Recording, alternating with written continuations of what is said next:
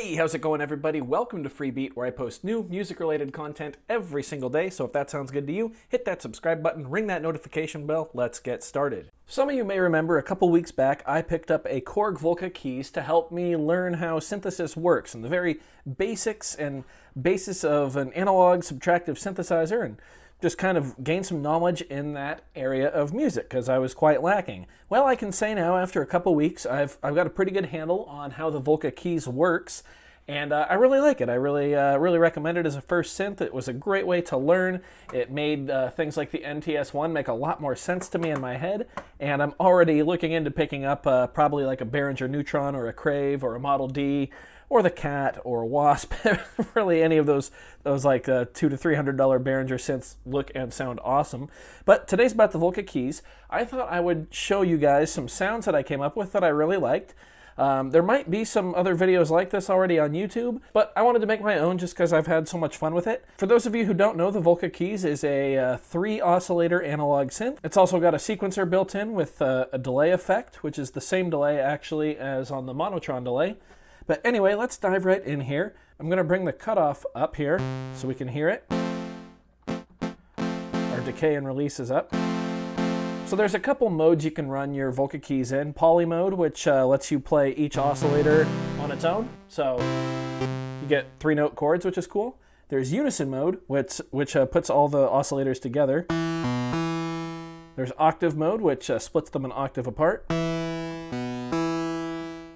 There's fifth mode, which puts them a fifth apart. Then there's unison ring and poly ring, which I'm still kind of learning how those work and what they do. So the main ones I've been using are poly, unison, and octave. The first sound I want to show you guys is a really fat bass. So for that, we're going to go to the unison mode there.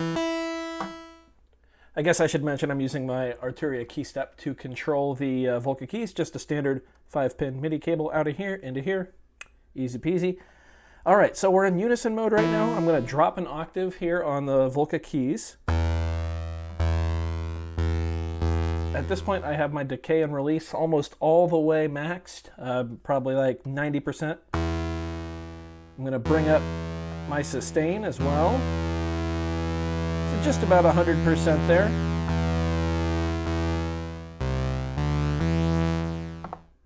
You can even go an octave lower than that if you'd like. But we're going to stay right there for now. The first thing we're going to do is detune the oscillator, so it's the top knob on the left.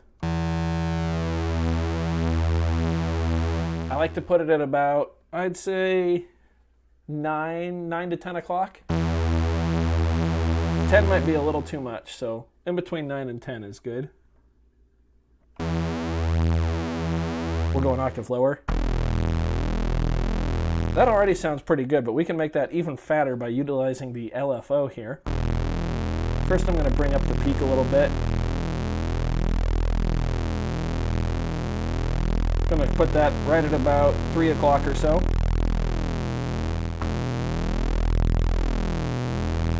And what we're going to do here is we're going to hold the function button, and then we're going to press M5 right there, which actually changes the LFO wave shape to a triangle. It was on saw, which means it'll go like that. Triangle, it's going to go like a pyramid. So it's going to be a little more pleasing because we are going to use the LFO to control our filter cutoff. So to do that, we're going to bring our cutoff intensity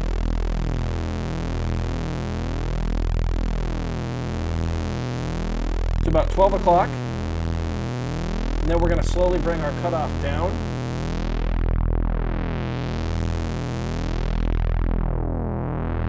So we can hear that sweep start to happen. Bring the peak up a little bit. If you bring the peak up too high, the filter is going to start to step and it's not going to sound as cool. But this right here is just an amazing sound. You can play with the cutoff intensity on your LFO as well.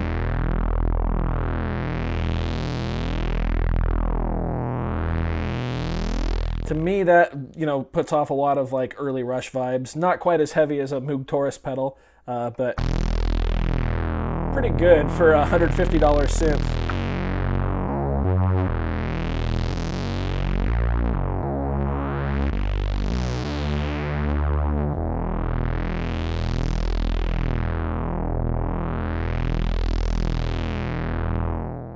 We can also improve it a little bit with some delay. Bring up the feedback quite a bit. The time to about 9 o'clock or so. Feedback's around noon.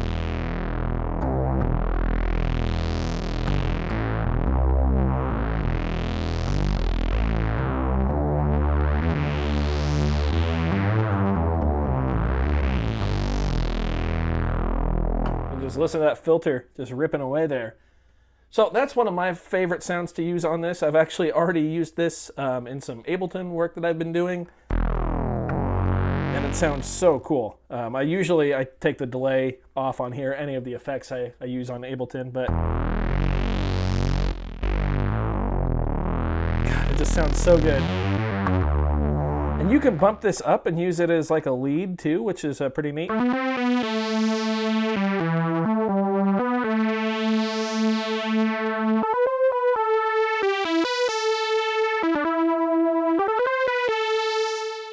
Really, really nice sound there. With that, you can kind of mess with the filter cutoff a little.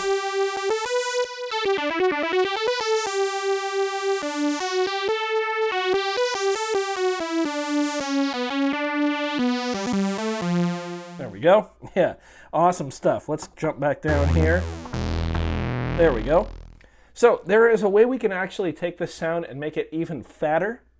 It involves kind of a different method. I'm sure there's a name for it, but I don't know what that name is, so I'm just going to show you guys.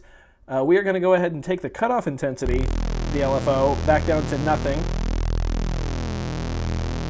I'm going to bring the actual cutoff of the filter down a little bit. And now what I'm going to do is bring the pitch intensity of the LFO up until you can hear the pitch start to waver. This is easier if you do it like an octave up. We can hear the LFO going up and down. We're going to increase the rate.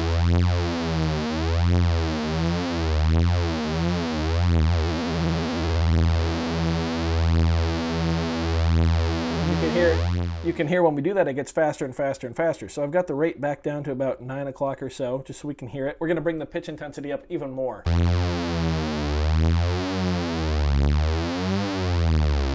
Right now I've got it almost maxed. I'd say at almost 4 o'clock. Now we're going to bring the rate up slowly. But before we keep going with that, you're going to want to listen, because eventually the LFO is going to pulse so hard, or whatever it's called, I don't know, go up and down so hard that it's going to actually make a pitch. And you're going to want to pay attention to what note you're playing. In my case, I'm playing an E. You're going to want to tune that, the noise that the LFO makes, the sound, to whatever note you're playing.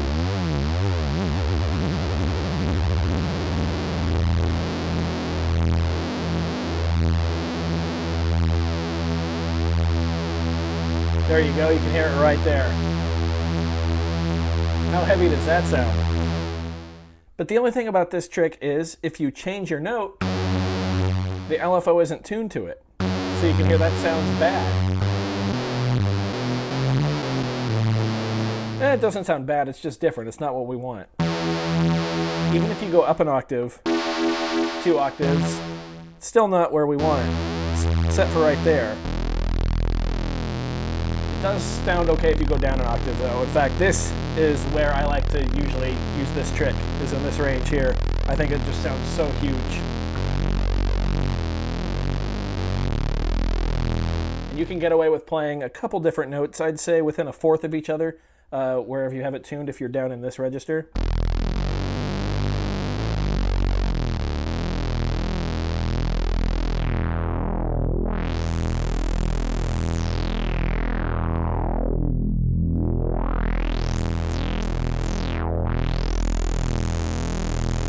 You can even have some fun with this too and bring up the envelope generator intensity for the filter.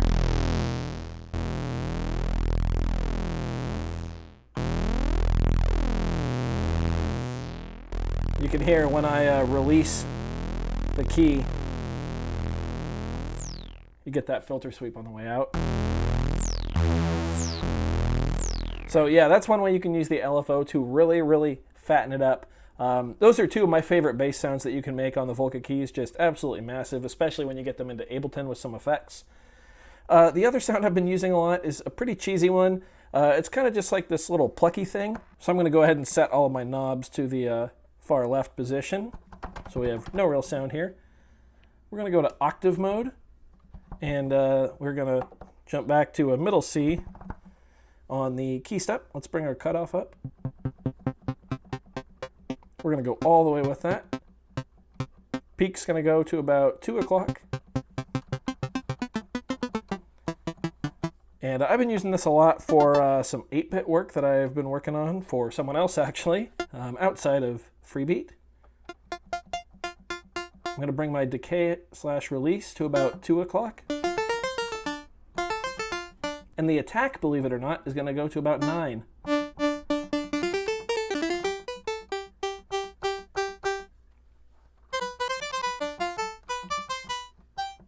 And now what we're going to do is we are going to bring our portamento up to about 2 o'clock.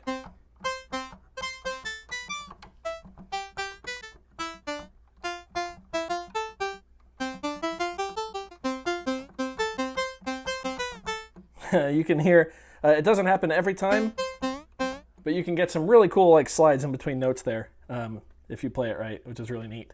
So next, and the final step, we are going to bring our envelope generator intensity just to about 8 o'clock or so. That's going to give it a nice bend into itself and kind of a nice drop off. It's almost impossible to hear, but it does add a nice little touch.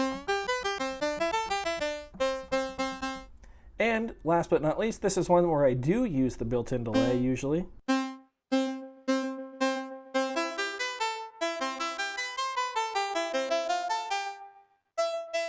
Just kind of use however much you want to sound good.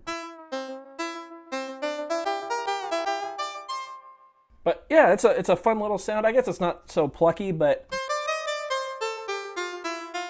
I've been using it to play melodies and things like that, and it's super fun. I don't really like it in the lower register. Not really at all, but it is pretty cool once you get up into the higher octaves.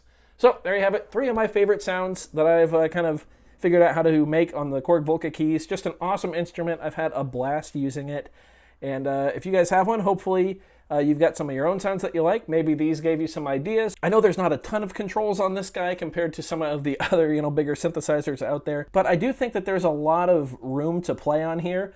I think a lot of the controls give you quite a bit of space between, completely off or completely maxed. So it's all just about finding the middle ground and where you like your sound to lay within that. So yeah, hopefully you guys dug this one. If you did, go ahead and leave a like on it. If not, you can leave a dislike. That's okay too. Doesn't hurt my feelings, just makes me try that much harder next time. Either way, be sure to hit that subscribe button, ring the notification bell. Thanks for being here. Thanks for watching. We'll see you next time. Bye.